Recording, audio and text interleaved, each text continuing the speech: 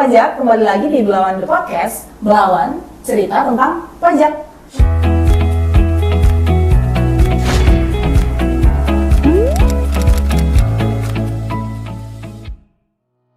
Di sini yang membawakannya adalah saya sendiri, salah satu penyuluh dari KPP Pratama Medan Belawan, Bella Panjaitan, ditemani dengan 3 orang penyuluh juga dari KPP Pratama Medan Belawan. Nah, yang pertama, saya perkenalkan dulu ya kawan pajak ya. Pak Isma, halo Pak Isma. Halo kawan pajak. Oke, baik ya Pak kabarnya ya? Alhamdulillah baik. Cerah masih hari ini, padahal cuacanya mendung. Iya, padahal. Oke, alhamdulillah. Oke, nah yang kedua nih ada Nia Novalia Pratiwi, rekan juga dari penyuluh KPP Pratama Medan Belawan. Halo Ibu Nia. Halo Kak Bella, halo Kak Pajak. Kita manggil Ibu atau Kakak nih?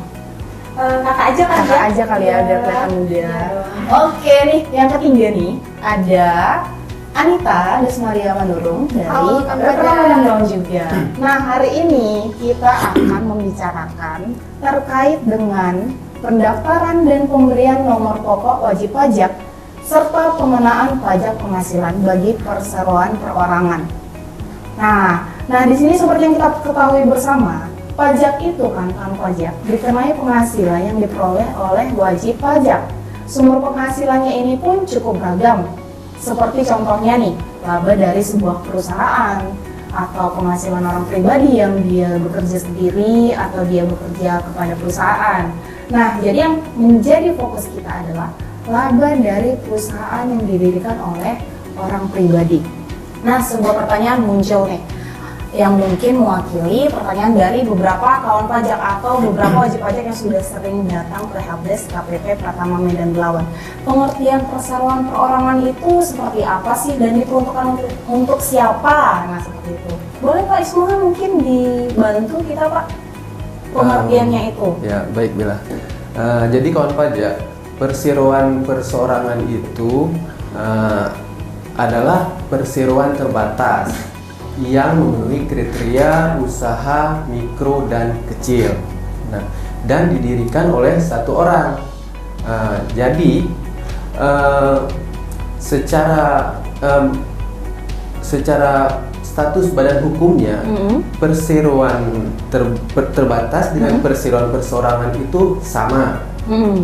Jadi apabila kawan pajak ini ingin mendirikan perseroan perseorangan, kalau udah ada keinginan, pemerintah memberikan kemudahan dalam pendiriannya.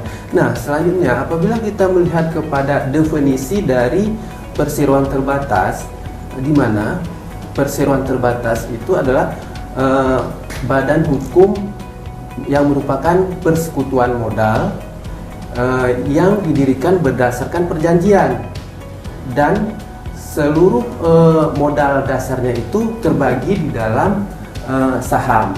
Nah, itu definisinya. Terus definisi yang lebih pentingnya itu atau perseroan perorangan yang memenuhi kriteria usaha mikro dan kecil. Oke, tadi terkait dengan perseroan terbatas orang pribadi ya Pak ya. Iya. Nah itu biasanya untuk memfasilitasi siapa sih Pak? Kenapa ada orang yang mau mendirikan perusahaan sendiri atas perusahaan tapi dia sendiri gitu? Biasanya yang tadi yang kayak Bapak bilang untuk UMKM itu kan tidak ada badan hukum, tapi kalau sudah mempunyai sudah didaftarkan menjadi perusahaan perseorangan, dia mempunyai badan hukum. Jadi bisa mengerjakan pekerjaan-pekerjaan yang lebih spesifik. Oke, biasanya untuk mengcover atau menjembatani keinginan yang pengusaha UMKM ya Pak, yang berdiri sendiri, usahanya diusahain sendiri, tapi dia mau bentuk sebuah badan biar mungkin bisa buat branding sendiri. Itu kali ya Pak ya. Ya. Oke, cukup jelas nih. Nah, gimana kalau kita mau mendaftarkan diri untuk membentuk perseroan perorangan ini? Ada yang bisa dibantu mungkin ke Anita kali ya? Iya, boleh. Kalau untuk kawan pajak yang mungkin berniat untuk mendaftarkan perseroan terbatas ini, untuk cara pendaftarannya ada 2 cara. Yang pertama yaitu secara elektronik dan yang kedua secara manual, tertulis ke KPP. Nah, secara elektronik ini pun dibagi menjadi 2 lagi. bisa melalui laman ptp.ahu.go.id atau melalui laman DJP di irek.pajak.go.id, begitu Kak Bella. Oke. Ada nggak Kak yang perlu kita sediakan dulu untuk mendaftar dokumennya seperti itu?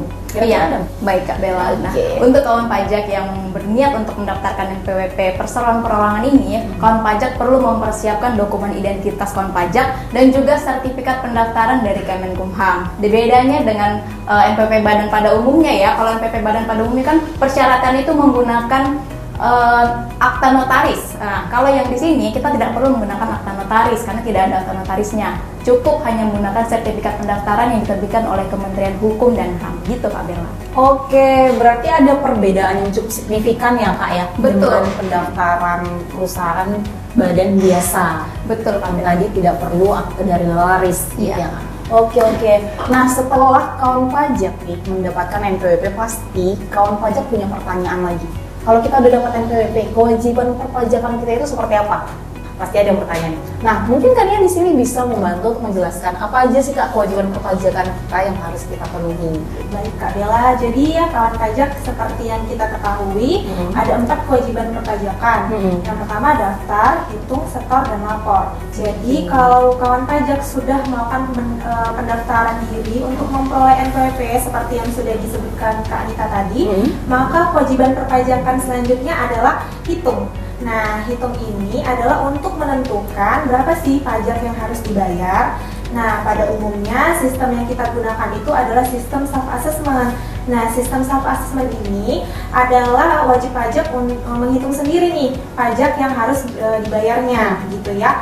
Jadi pada umumnya diterapkan pada pemenuhan kewajiban perpajakan tahunan yang biasa kita sebut dengan SPT tahunan ya Kak. Nah, jadi nanti penghasilan kena pajak atau dasar pengenaan pajak dikalikan dengan tarif pajak, seperti itu Kak Bella. Oke Kak Nia, berarti kawan pajak itu memerlukan pencatatan atau pembukuan ya setiap ada transaksi. Pokoknya semua itu harus disusun rapi sama kawan pajak. Nah, mengenai pengenaan tarif pajaknya seperti apa Kak? Baik Kak Bella, jadi seperti dijelaskan di awal ya tadi sama Pak Ismu ada ya, bahwa perseroan perorangan ini dipersamakan dengan subjek pajak badan, sehingga kewajiban perpajakannya sama seperti wajib pajak badan pada umumnya. Jadi, nah kita lihat dulu nih untuk penghitungannya, kita lihat wajib pajak ini memiliki penghasilan bruto di bawah 4,8 M atau di atas 4,8 M. Nah, apabila di bawah 4,8 M sesuai dengan peraturan pemerintah nomor 23 tahun 2018, wajib pajak perseroan perorangan akan dikenakan tarif sebesar 0,5% dari peredaran brutonya. Nah, apabila penghasilannya di atas 4,8 M, maka akan dikenakan tarif umum. Tapi sampai dengan peredaran bruto sampai dengan 50 M, itu wajib pajak dapat fasilitas penurunan tarif nih Kak Bella. Jadi ada sesuai dengan pasal 31E Undang-Undang PPH, di situ wajib pajak mendapatkan penurunan tarif sebesar 50%. Jadi yang seharusnya 22%, wajib pajak hanya membayarkan 11%. Oke, berarti kurang lebih sama lah ya Kak ya kewajiban perpajakannya dengan badan usaha yang biasa. Iya, seperti itu sama aja sebenarnya. Oke. Nah Kak, terkait itu, sekarang kan undang-undang HPP ya Kak ya, Iya. ada mengatur batasan tarif pengenaan pajak untuk penghasilan sampai dengan 500 juta, itu katanya dibebaskan. Itu berlaku nggak Kak? Karena kan ini orang pribadi nih yang mendirikan. Apa itu bisa digunakan juga seperti itu? Nah, kita balik lagi ya bahwa ketika orang pribadi sudah mendirikan perseroan perorangan, berarti kan dia sudah termasuk kepada wajib pajak badan. Sementara dalam Undang-Undang Nomor 7 Tahun 2021 atau yang biasa kita sebut dengan Undang-Undang Harmonisasi Peraturan Perpajakan ya. Nah, di situ disebutkan bahwa wajib pajak orang pribadi yang memiliki peredaran bruto sampai dengan 500 juta dalam 1 tahun pajak itu tidak dikenai pajak penghasilan. Nah, di situ ditekankan ya kan Kak, wajib pajak orang pribadi. Jadi ketika wajib pajak orang pribadi sudah mendaftarkan diri dengan menjadi perseroan perorangan, berarti kan itu wajib pajak badan ya. Jadi dia tidak dapat mendapatkan fasilitas dari Undang-Undang HPP ini, seperti itu Kak. Oke, cukup Paham nih Kak, terkait dengan pembebasan pajak tadi. Nah itu sebagai catatan ya kawan pajak ya. Kalau sudah mendirikan badan usaha, baik itu perorangan atau mau gabung dengan kawan lainnya untuk mendirikan perusahaan itu sudah tergolong sebagai badan usaha. Yang mana kewajiban perpajakannya itu ya sama. Sementara yang 500 juta hanya untuk orang pribadi, bukan orang pribadi yang mendirikan badan usaha. Oke, cukup jelas nih. Nah, terkait dengan hitung udah selesai nih. Berarti ada yang ketiga, tahap ketiga ya, setor ya. Pak semua boleh dibantu nggak kita? Setor itu seperti apa? Biar kawan pajak tahu gimana nanti caranya menyetor pajaknya setelah selesai menghitung seperti itu. Siap, terima kasih Bella. Iya, Pak. Jadi kawan pajak, kewajiban seperti yang sudah dijelaskan oleh Kak Anita sama Kak Nia tadi ya, itu pendaftaran, penghitungan kan sudah selesai. Selanjutnya langkahnya adalah membayar. Nah, untuk membayar ini kawan pajak ada 3 cara. Yang pertama itu membayar sendiri. Nah, yang kedua itu dipotong atau dipungut oleh pihak lain. Yang ketiga itu PPN, yaitu menyetor kepada penjual atau penyedia jasa atau pihak ditentukan oleh pemerintah. Nah, bagaimana cara membayarnya? Jadi kawan pajak, cara membayarnya itu yang pertama kita harus membuat kode billing. Untuk membuat kode billing itu kawan pajak bisa melalui akun DJP online dengan masuk setelah login nanti masuk di menu bayar. Nah, di menu bayar itu baru dimasukkan NPWP-nya kawan pajak, masanya, tahun, jenisnya. Kalau di sini jenis pajaknya itu bermacam-macam ya, ada kalau PPN 411, 211 dan itulah setelah sesuai lengkap dengan kode jenis pajaknya ya Pak ya. Selanjutnya baru menyetor. Menyetornya setelah dapat kode billing tadi, kita tinggal bayar bisa ke ATM, ke kantor pos, atau mobil banking. Nah, sekarang ada lebih mudah lagi, bisa melalui akun Dana, Tokopedia. Nah, jadi pembayaran pajak ini sangat mudah udah sekarang kawan pajak. Ya. Sudah banyak yang bekerja sama dengan pemerintah ya Pak ya, untuk menyediakan sarana pembayaran pajak seperti itu ya Pak ya. Nah tadi kan bayar sendiri ya Pak kalau itu. Ya kalau dipotong bagaimana Pak? Kita bayar lagi gitu? Kalau sudah dipotong, ya berarti pihak lain udah memotong. Seperti itu ya kawan pajak ya. Jadi kalau udah dipotongkan sama pihak lain atau lawan transaksi, kawan pajak tidak perlu setor sendiri lagi. Nanti jadi malah terjadi double pembayaran ya Pak ya. Nah udah selesai nih terkait setor. Terakhir itu yaitu lapor. Kalau udah kita hitung, kita setor, pemerintah pas belum tentu tahu ya Pak ya. Kalau kita udah hitung dengan benar, setor dengan benar. Nah tahap terakhir adalah lapor. Kak Anita nih bersedia untuk menjelaskan kepada kawan pajak terkait dengan bagaimana cara pelaporannya ya Kak ya? Ya. Boleh Kak? Baik, makasih Kak Bella. Iya, kawan pajak, kita tadi sudah dijelaskan ya bahwa perseroan perorangan ini punya 4 kewajiban. Yang pertama yaitu mendaftarkan diri, yang kedua menghitung pajak terutangnya, dan ketiga yaitu membayarkan pajak terutang tersebut ke kas negara. Dan yang paling terakhir adalah itu melaporkan SPT tahunan. Mungkin kawan pajak sudah pernah dengar ya bahwa kewajiban perpajakan itu salah satunya adalah melaporkan SPT tahunan. Nah, untuk melaporkan SPT tahunan untuk perseroan perorangan ini berbeda dengan SPT orang pribadi. Jadi meskipun judulnya perorangan, tapi untuk pelaporannya ini dipersamakan dengan SPT badan ya kan pajak ya. Nah, untuk jenis SPT-nya ini menggunakan formulir 1771. Jadi pastikan kalau pajak tidak salah memilih formulirnya. Nah, untuk pelaporannya sendiri ini juga dilakukan secara online nih Kak Bella. Jadi tadi daftarnya sudah online, hitung sendiri, bayarnya juga bisa online. Lapornya pun ini online juga. Jadi kawan pajak itu tidak perlu datang ke kantor pajak gitu ya. Untuk bisa melaporkan secara online, pastikan kawan pajak sudah mempersiapkan e-fin-nya terlebih dahulu. Nanti kawan pajak bisa mendapatkan e-fin ke tempat terdaftar di kantor pajak tempat terdaftarnya Kak Bella. Nah, untuk apa aja yang perlu disiapkan gitu ya?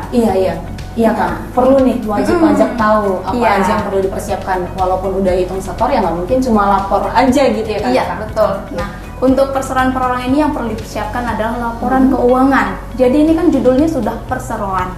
Jadi bukan wajib pajak orang pribadi lagi. Jadi kawan pajak perlu mempersiapkan laporan keuangannya. Apa aja itu laporan keuangannya? Minimal itu ada laba rugi dan neraca. Selain itu, untuk kawan pajak yang tadi menggunakan PP 23, kawan pajak juga perlu mempersiapkan peredaran brutonya setiap bulan. Selama setahun itu dibikin daftar peredaran brutonya per bulan tersebut. Gitu Kak Bella. Itu untuk membuktikan kalau si kawan pajak ini pakai tarif yang PP 23. Betul. Ya? Kalau nggak ada itu gimana Kak? Kalau nggak ada itu, berarti dia tidak menggunakan PP 23 dong, atau gimana nih? Maksudnya dia udah setor nih Kak yang PP 23. Oh, tapi dia nggak, tapi dia menggunakan PP 23 ya? Iya Kak. Tapi dia nggak melampirkan itu. Nanti itu SPT-nya dianggap tidak lengkap. Nanti mungkin akan ada himbauan dari AR atau penyuluh mungkin ya untuk wajib pajak melengkapi SPT-nya gitu Kak Bella. Oke, nah begitu kawan pajak sudah cukup jelas ya sepertinya ya terkait lapor, apa yang harus disediakan, dokumen apa yang harus disediakan seperti itu ya kawan Kak Nita ya. Iya. Nah, oke kawan pajak, tadi udah banyak nih penjelasan dari Pak Ismuhan, dari Kak Anita, dari Kak Nia, ya bagaimana cara daftar pertama kali online, bagaimana cara menghitung, kita harus memperhatikan kita pakai tarif yang mana, apakah tarif final PP 23 atau mau langsung menggunakan tarif normal sesuai dengan Undang-Undang PPH, yang mana itu pun terbagi dua ya Kak ya. Ada juga yang bisa menggunakan fasilitas kalau penghasilannya sesuai dengan rentang yang diatur dalam Undang-Undang PPH tadi.